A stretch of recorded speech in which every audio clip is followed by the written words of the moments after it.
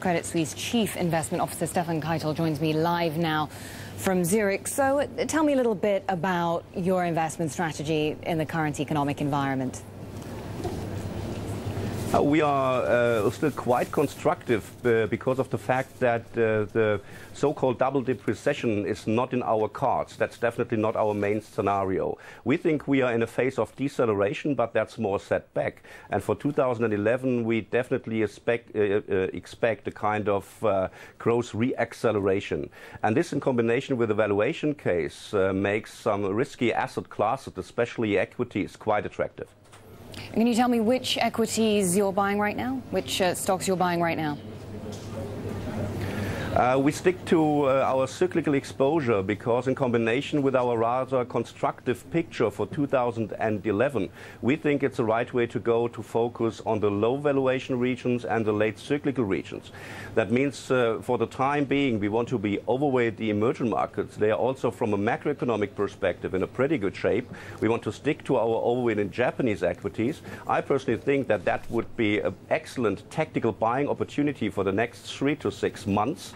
Very much driven by the fact that the yen strength already should be priced in, and it's only a matter of time that this lagging market and late cyclical market will come back to pace. Last but not least, we invest in Eurozone equities.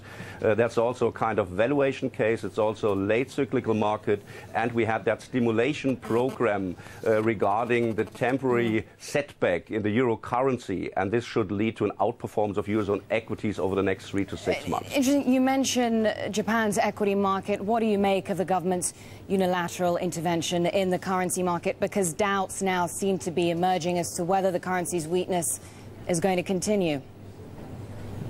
Yeah, that's it's not a too big surprise that now, of course, government central banks stepped into the currency market, and there was a nice move towards yen weakness yesterday. But we don't think that's for the time being already sustainable. We think that the yen could stay stable over the next weeks, perhaps even over the next months. But for 2011, we think that then the phase of yen weakness will start, and this could be a catalyst for Japanese equities. Right, so you don't think we'll see further intervention on the part of the government then?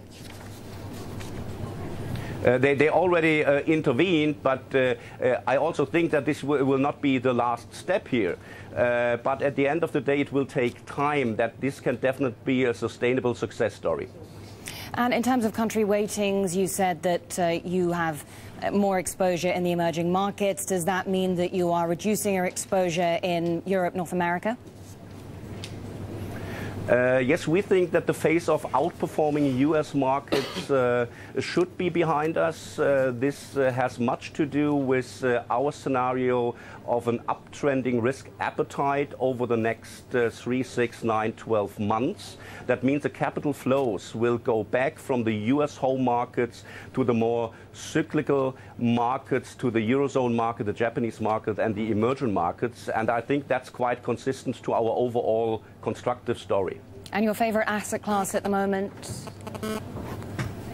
I think it's always a combination of different asset classes. We are quite constructive on equities, and we would use some further possible dips over the next days and weeks to step again back into the market. That means to raise the equity quota from neutral back to overweight, our stance what we had in 2009. But of course, we are also bullish, for example, on some sub-asset classes in the fixed income segment, also quite positive on corporate bonds, on emerging market bonds, on high-yield bonds. And of course, the investor should not miss to integrate also a portion of commodities and gold into the portfolio. Okay, thank you very much, Ini, for your time. We do appreciate it. Stefan Keitel, Chief Investment Officer at Credit Suisse. Thanks very much.